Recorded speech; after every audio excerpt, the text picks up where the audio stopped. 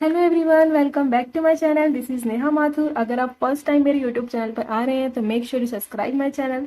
And अगर आपने अभी तक लाइंस एंड एंगल्स चैप्टर का पहला पार्ट यानी कि पहला लेक्चर नहीं देखा है सो प्लीज सबसे पहले जाकर उसे देखिए, उसके बाद इसे कंटिन्यू कीजिए, क्योंकि मैंने पहले ही लेक्चर में आपको क्या क्या सिखाया। लाइंस के सारे बेसिक कॉन्सेप्ट जो भी थे मैंने सब कुछ फर्स्ट लेक्चर में ही कंप्लीट कर दिए थे।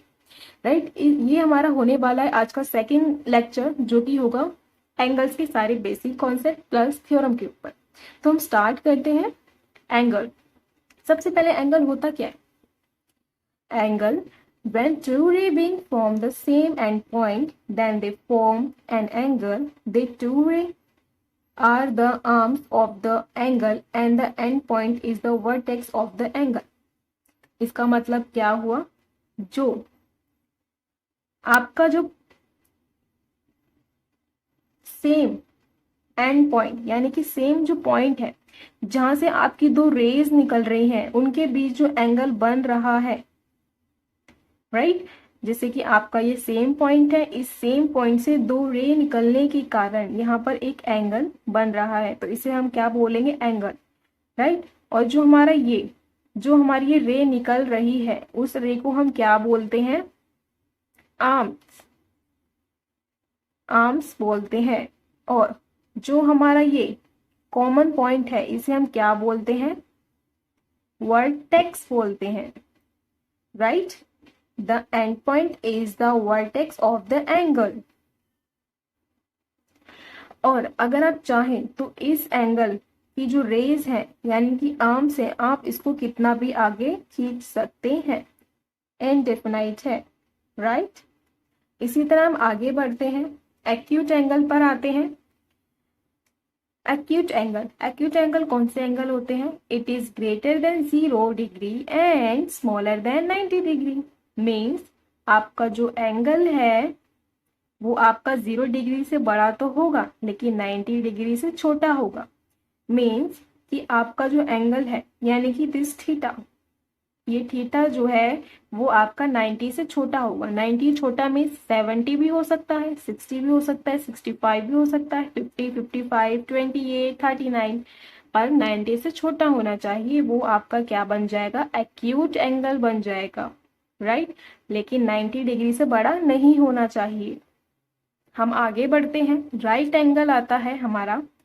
राइट एंगल मतलब क्या होता है? The measurement of right angle is 90। जो एग्जैक्ट 90 डिग्री का बनता है उसे हम बोलते हैं 90 डिग्री।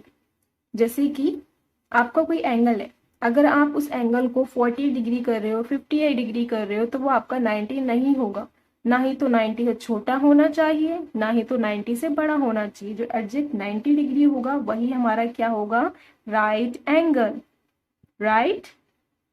इसके बाद आगे बढ़ते हैं, जो कि आपका आता है ऑब्ट्यूज एंगल। ऑब्ट्यूज एंगल कौन से एंगल होते हैं? It is greater than 90 and smaller than 180। इसका मतलब क्या है कि जो आपका एंगल बनेगा वो बनेगा 90 से बड़ा लेकिन 180 से छोटा। यानी कि आपका जो एंगल होगा वो 90 और 180 के बीच का होगा, तो हम उसे क्या बोलेंगे? ऑब्ट्यूज एंगल बोलेंगे। यानी कि अगर आप कोई भी एंगल बना रहे हैं 90 से अगर आपने बड़ा बनाया 180, लेकिन हमें क्या चाहिए? जो 180 है 180 से बनना चाहिए छोटा, राइट। 180 से छोटा बनना चाहिए, लेकिन अगर 90 से छोटा बनेगा तो वो हमारा ऑब्ट्यूज एंगल नहीं होगा, राइट।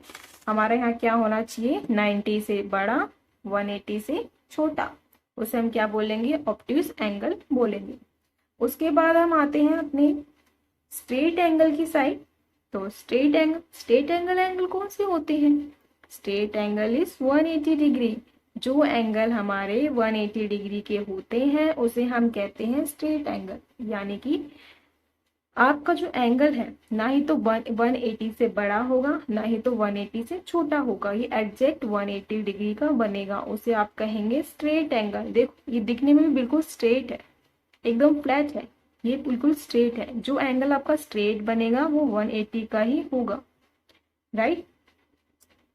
उसके बाद आता है हमारा reflex angle. Reflex angle, it is greater than 180 and less than 360।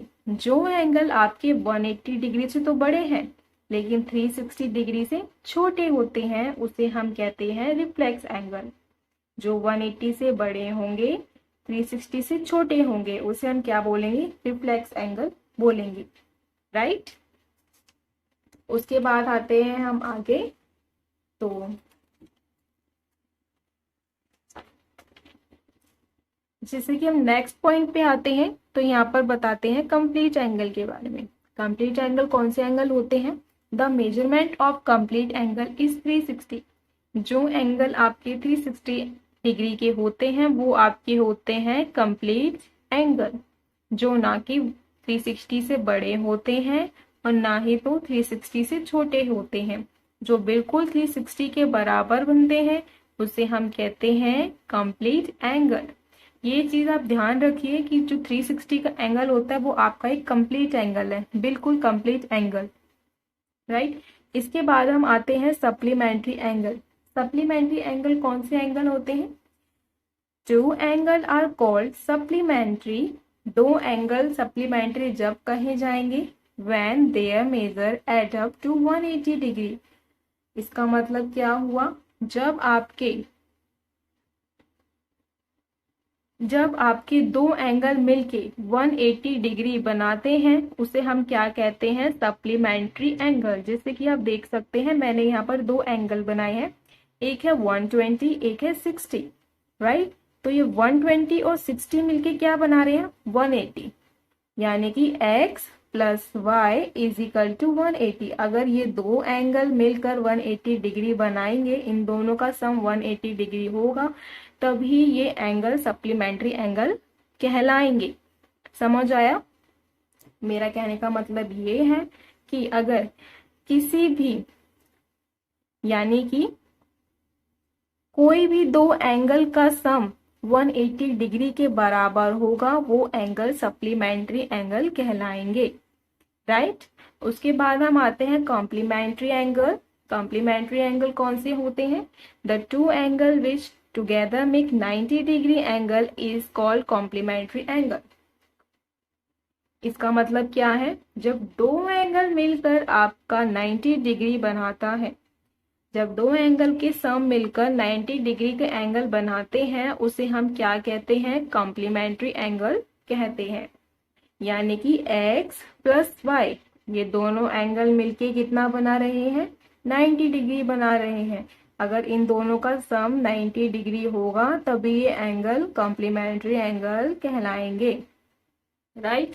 इसके बाद आते हैं हम एडजेसेंट एंगल के पास, राइट। तो इसका मतलब क्या है, if two angle has the same vertex, जिस एंगल के पास सेम वर्टेक्स होगा, their end their of the arms is common, जिसके बीच में एक कॉमन आर्म होगी यानी कि रे होगी, these are called adjacent angle। समझ आया? जिसके पास एक कॉमन वर्टेक्स है और एक कॉमन आर्म है, ठीक है। जैसे कि हमारे यहाँ पर दो एंगल बन रहे हैं A B D, D B C, ठीक है। तो इसे हम क्या कहेंगे, एडजेसेंट एंगल बोलेंगे। अब हम आते हैं नेक्स्ट अपने उस पर, जैसे बोलते हैं लीनियर पेयर ऑफ एंगल। इसका मतलब क्या हुआ, if two angle have the same vertex and one common arm. If two angle have the same vertex, जिसके पास सेम वर्टेक्स है यानी कि हमारा क्यू, एंड कॉमन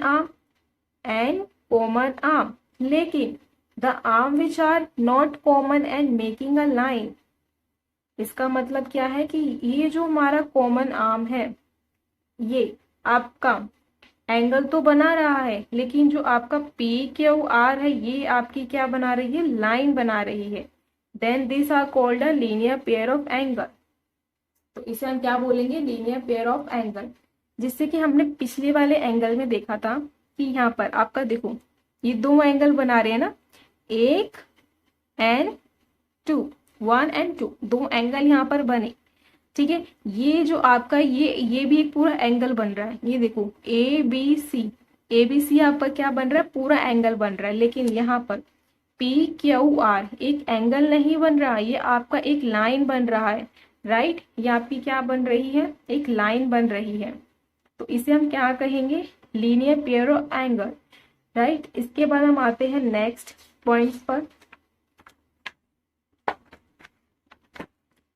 जो कि है आपका वर्टेक्स अपोजिट एंगल। अब वर्टेक्स अपोजिट एंगल कौन से होते हैं, if two line intersecting each other at a point then the opposite angle are vertically opposite। इसका मतलब क्या हुआ, जब दो लाइन इंटरसेक्ट करती है एक दूसरे को, intersecting each other at a point, किसी एक पॉइंट पर, then the opposite angle are vertically opposite, यानी कि जो एंगल होंगे वो अपने वर्टिकली अपोजिट एंगल जो होंगे वो होंगे आपके इक्वल। यानी कि यहाँ पर कहा जाए अगर एंगल 1 किसके इक्वल होगा, एंगल 2 के, एंगल 3 किसके इक्वल होगा, एंगल 4 के इक्वल होगा। वर्टिकली एंगल जो होते हैं वो आपस में इक्वल होते हैं, राइट। आई होप आपको इतना समझ आया।